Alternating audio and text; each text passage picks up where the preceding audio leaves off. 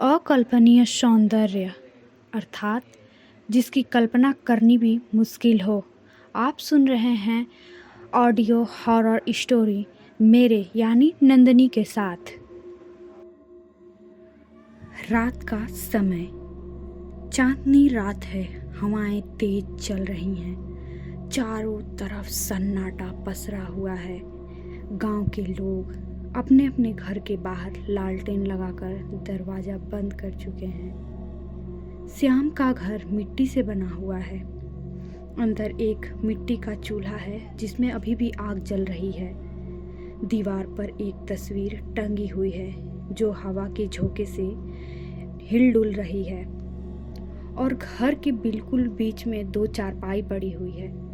श्याम और पप्पू 15-16 साल का लड़का है और श्याम उसका पिता।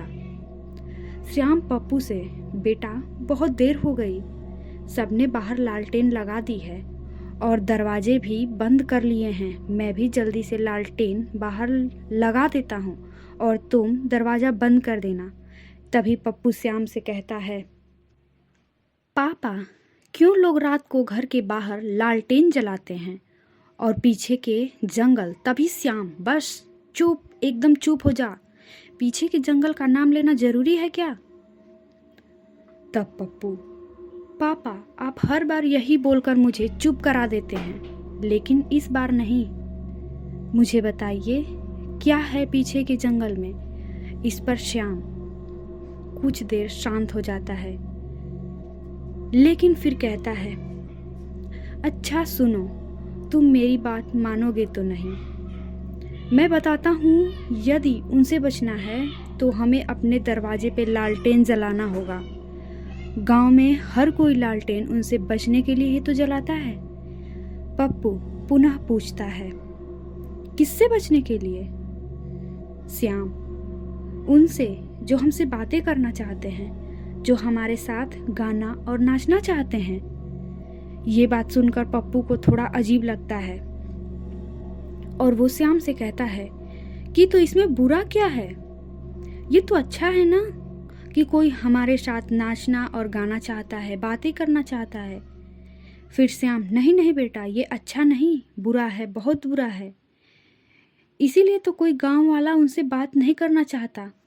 पप्पू, लेकिन पापा वो हैं कौन कि कोई उनसे नहीं मिलना चाहता। श्याम पप्पू की ओर देखकर कहता है, डर है वो। पप्पू, ये क्या कह रहे हैं, डर तो इंसान के अंदर होता है, बाहर थोड़ी ना। तब श्याम, लेकिन बेटा ये डर बाहर ही रहता है, क्योंकि इनसे मिलने के बाद अंदर का डर बचता ही नहीं है।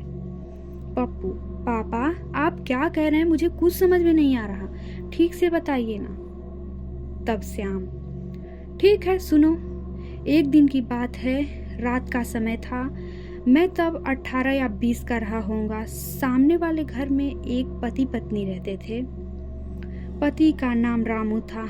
उस रात के एक दिन पहले रामू की पत्नी मरी थी और उस रात रामू के घर के बाहर कोई लालटेन नहीं लगी थी।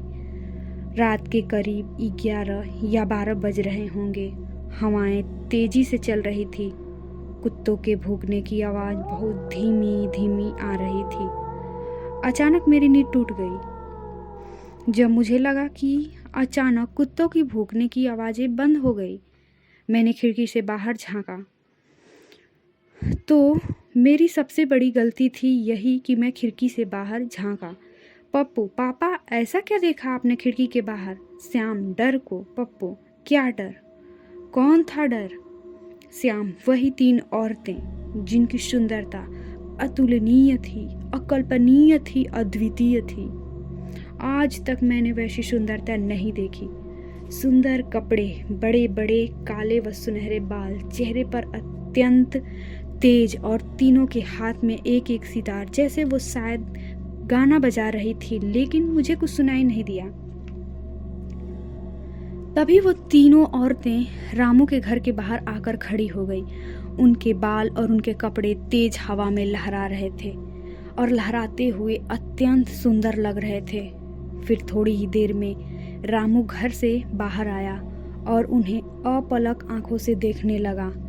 कुछ देर बाद उनके पीछे नाचते हुए जाने लगा। मुझे थोड़ा अजीब लगा। ऐसा लगा जैसे रामू किसी गाने की धुन पर नाच रहा हो।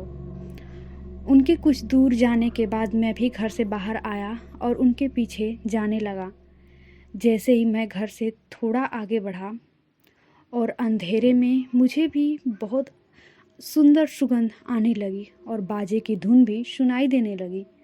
सुगंध और धुन इतना आकर्षक था कि बस मन करता उसी में डूब जाएं। लेकिन मैंने बगल के घर के बाहर लगी लालटेन को तुरंत उतार के हाथ में ले लिया। जैसे ही लालटेन का प्रकाश मुझ पर पड़ा, वह महक और धुन दोनों आना बंद हो गया। जब चांदनी रात में वो आगे जंगल की तरफ बढ़ रहे थे, मैं भी उनके पीछे बढ़ने लगा। धीरे धीरे वे सभी जंगल की ओर बढ़ने लगे। मैं भी जंगल में चला गया। जंगल में अंदर एकदम सन्नाटा और अंधेरा था। चांद की रोशनी भी बहुत मुश्किल से आ रही थी। उसी काले अंधेरे जंगल में पहुंचते ही तीनों सुंदर औरतें अचानक बहुत ही भयानक चुड़ैल जैसे रूप में आ गई। उनके बड़े बड़े दांत और बड़े बड़े नाखून थे। दांतों से खून टपक रहा था। चेहरे इतने भयानक कि डर भी डर जाए, मौत के भी पसीने छूट जाएं। और उसके बाद उन्होंने रामू को फाड़ कर खा लिया। डरावनी हंसी ये देखकर मैं वहीं बेहोश हो गया और जब होश आया तो सुबह हो गई थी। मैं जैसे तैसे वहाँ से भागा। मेरी आँखों में अभी भी वो दृश्य तैर रहा था। कानों में उन खूंखार औरतों की डरावनी हंसी अभी भी गूंज रही थी। उनका सम्मोहन और उनकी सुंदरता सब छलावा था।